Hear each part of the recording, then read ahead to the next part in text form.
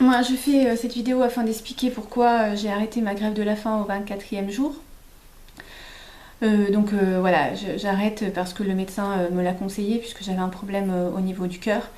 Ma fille également, et puis moi j'avais pas l'intention de mourir, hein. Tout ce que j'avais l'intention c'était de récupérer une stabilité immobilière pour récupérer une stabilité financière et donc récupérer une stabilité de travail. Voilà, puisque pour rappel, je vous invite d'ailleurs pour comprendre pourquoi j'ai décidé de faire la grève de la faim à regarder la vidéo que j'avais fait le 18 avril sur mon Facebook ou mon YouTube à Sandrine Vol, VO2LE. Voilà. Je me suis vue suspendre de mes droits, mes prestations sociales en mai 2022. Et depuis, je me retrouve SDF, donc je vis dans une grande précarité immobilière, je dors à droite à gauche ou dans un camion où il n'y a pas de chauffage et d'eau chaude.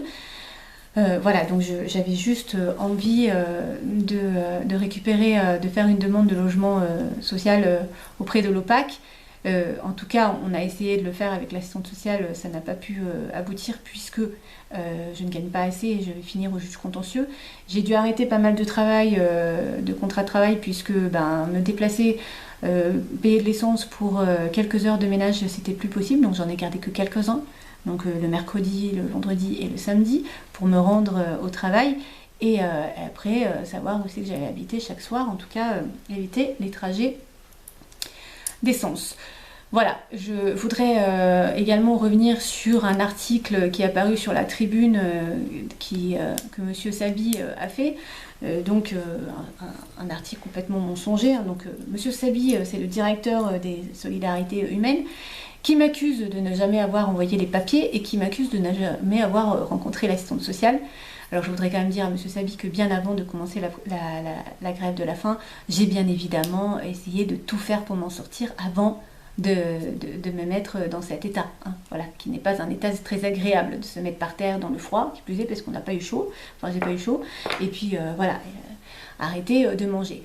Donc Monsieur Sabi, j'ai bien évidemment rencontré l'assistante sociale, on a fait une demande de logement à l'OPAC, qui ne pouvait pas aboutir puisque je ne gagnais pas assez d'argent et j'allais finir au juge du contentieux.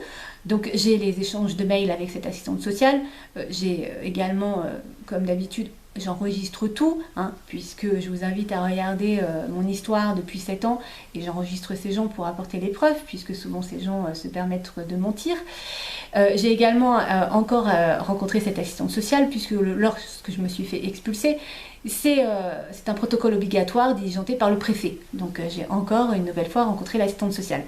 J'ai également envoyé les papiers, donc j'ai les preuves de ça, puisque j'ai enregistré l'appel téléphonique avec Monsieur Tessner, celui qui me suspend de mes droits. Je vous fais écouter.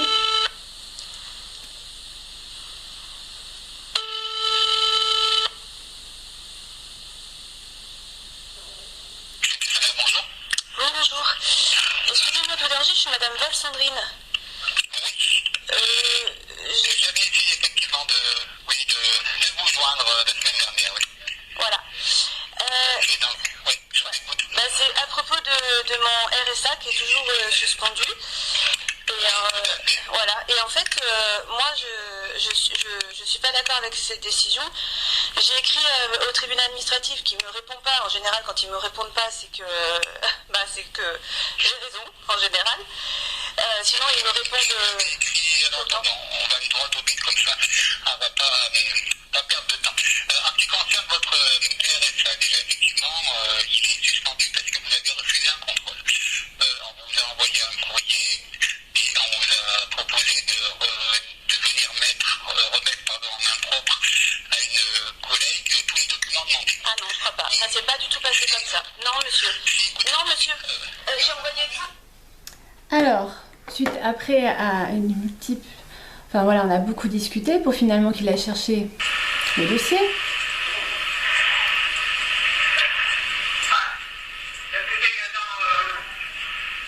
Non, il sera le temps, il prend un petit peu de temps. Oui.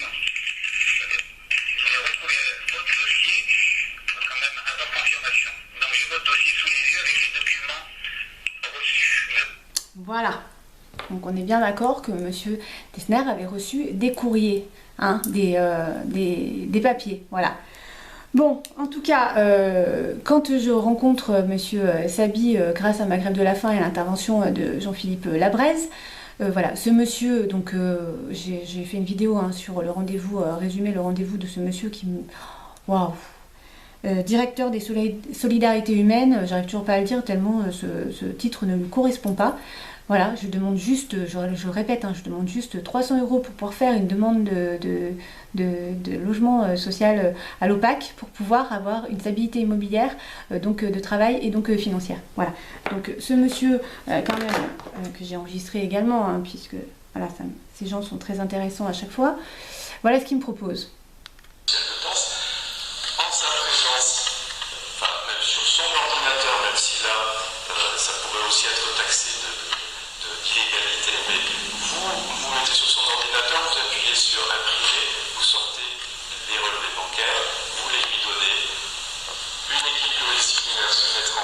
Voilà, donc en fait, il me dit qu'il manque les relevés de compte de 2021. Donc voilà, il me dit que je donne les codes à l'assistante sociale et que bon, c'est illégal, hein, lui-même il le reconnaît, hein, qu'il pourrait être taxé d'illégalité. Donc en fait, il faut que je reste dans la loi de pas avoir transmis les dossiers, de pas avoir rencontré l'assistante sociale, enfin les mensonges quoi, et que du coup, je peux quand même faire quelque chose d'illégal et donc donner les codes à l'assistante sociale et donc elle va redescendre et qu'elle va pouvoir voilà, voir mes relevés de compte. Or, pour avoir les relevés de compte de 2021, ben, on ne peut pas redescendre jusqu'à 2021, donc c'est pas possible. Voilà. Mais bon, voilà, Monsieur Saby, voilà, avec sa grande fourberie de scapin, veut résoudre cette situation, mais d'une façon complètement ubuesque. Alors, comme d'habitude, hein, j'ai l'habitude de ça, puisque pour rappel, voilà, l'histoire part, je vous invite à voir la vidéo du 18 avril, du placement de ma fille du 3 juillet 2018, hein, puisque un rapport de Natacha Maink m'accuse d'être trop fusionnelle, donc une juge des enfants qui fait, qui du coup envoie une ordonnance de placement en urgence, donc je vois débarquer 2 gendarmes et 3 éducatrices comme ça subitement qui veulent enlever mon enfant parce que soi-disant je n'aurais pas tourné ma fille vers l'extérieur et j'aurais déscolarisé mon enfant, ce qui est totalement faux. Alors pour assurer les gens du Puy-en-Velay, cette juge n'a plus le droit d'exercer, hein, puisqu'il y a un arrêté de la cour d'appel qui dit qu'elle n'a plus le droit d'être juge des enfants. En tout cas, cette juge placera mon enfant. Au bout de quelques mois, j'ai droit à une responsable de l'ASE qui fait un rapport pour dire que pendant les visites médiatisées d'1 heure tous les 15 jours, hein, voilà, dans une pièce de 10 mètres carrés, donc ma fille passe de me voir tous les jours à 1 heure tous les 15 jours, ma fille, je lui chuchote trop de mots d'amour et je lui fais trop de câlins et je fais pas assez de jeux avec les éducateurs. Par la suite, elle demandera une suspension de tout droit. Donc cette suspension durera 13 mois de tout droit. J'ai plus le droit de la voir, de l'appeler, de lui écrire, de lui envoyer ses cadeaux pour Noël et pour son anniversaire. Voilà, je suis une terroriste hein, en fait. Hein. Même les prisonniers ont plus de droits que moi. Et donc voilà, et elle m'accusera que Marine continue à pleurer et à voir sa maman. Pour elle, ce n'est pas normal. Donc bien évidemment, la juge Anne-Cécile Guignard acceptera cette suspension. Et après, je vous dis pas le parcours du combattant que nous avons vécu. En tout cas, vous pouvez aller voir mes vidéos, hein, c'est assez incroyable. Donc une grosse supercherie administrative encore une fois, puisque l'ASE, c'est l'administration. Voilà, je voudrais préciser quand même que j'ai eu énormément, pendant ces 7 ans, de rendez-vous avec ces gens. J'ai été accompagnée de tierces personnes de confiance qui ont fait des comptes rendus.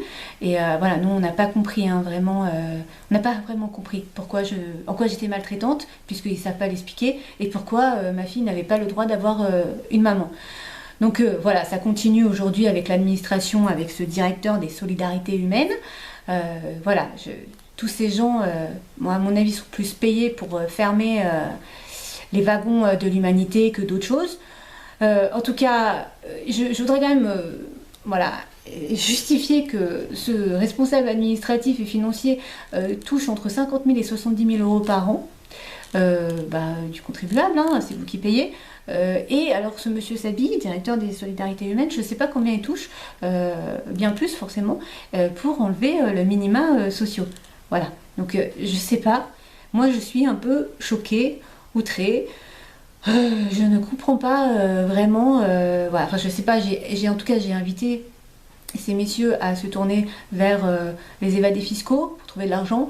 Bah, les ministres qu'on paye qui sont plus ministres, les présidents qu'on paye outrageusement qui ne sont plus non plus. Ces associations, hein, puisque ma fille elle était au foyer Mazel au Chambon-sur-Lignon, alors faut savoir quand même que ces associations touchent entre 300 et 600 euros par jour et par enfant. Alors il faut voir les conditions de vie de ces enfants, hein. Moi j'ai rencontré Monsieur Sabi au conseil départemental. Alors si les enfants pouvaient habiter dans les mêmes lieux que Monsieur Sabi travaille, franchement déjà ils habiteraient dans des conditions qui sont un peu plus respectables que celles dans lesquelles on les fait vivre actuellement. Et enfin voilà, bon, je sais pas où va cet argent, franchement, puisque j'ai quand même fait une vidéo avec un tableau où à mon avis, c'est comme les maisons de retraite, il y a un gros détournement de fonds publics, 300 et entre 300 et 600 euros par jour et par enfant. Quand on voit le nombre d'éducateurs qui sont là pour 24 enfants, etc., comme au foyer Mazel, je parle de mon expérience personnelle. Et bon, après, il y a eu des vidéos hein, comme les sacrifiés de la République et les défaillances de l'ASE qui montrent quand même qu'il y avait un foyer qui détournait de l'argent pour sa propre, enfin un directeur hein, qui détournait de l'argent pour sa vie personnelle.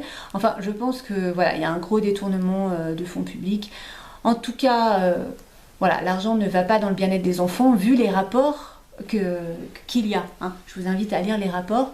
Quand même qui sont assez catastrophiques sur le devenir de ces enfants, puisque 70% des enfants qui vont sortir de ces placements vont être en grande carence affective, sans formation professionnelle. Beaucoup se tournent vers la drogue et vers l'alcool. Beaucoup sont dépressifs. 40% des SDF sortent de l'ASE et beaucoup se tournent vers la prostitution. Donc voilà, je pense qu'on a un vrai problème entre l'argent dépensé et le résultat escompté. Voilà, je voudrais quand même dire que même si j'ai pas abouti à pouvoir obtenir, à récupérer mes prestations sociales et donc un logement, j'ai quand même eu beaucoup de soutien pendant ces 24 jours, énormément de soutien, vraiment, des gens d'une humanité incroyable, ce qui me rassure, voilà, les portes ne sont pas fermées totalement. Et voilà, j'ai quand même rencontré des gens extrêmement formidables qui vont m'aider à nous reconstruire, Marine et moi. Voilà, je veux vraiment les remercier du fond du cœur. En tout cas, tous vos messages m'ont fait vraiment du bien et m'ont fait tenir aussi longtemps que je pouvais. Je vais finir cette vidéo comme d'habitude par faire un petit message à ma puce, à ma fille. Voilà, je voudrais te dire à quel point je suis désolée de t'avoir mis dans un monde aussi déshumanisé, mais bon, l'humanité existe et elle a pu être bien dévoilée lors de cette crève de la faim. Si tu vas voir tous les messages, c'est incroyable et vraiment c'est magnifique, donc crois toujours en cette humanité, perds pas espoir, garde confiance en toi et en les autres, même si je sais que pour toi c'est pas facile. Je voudrais te dire à quel point je suis très très fière de toi, de ton courage, de ta force et de ta détermination. Je t'embrasse très très fort, je t'aime infiniment, éternellement ma puce.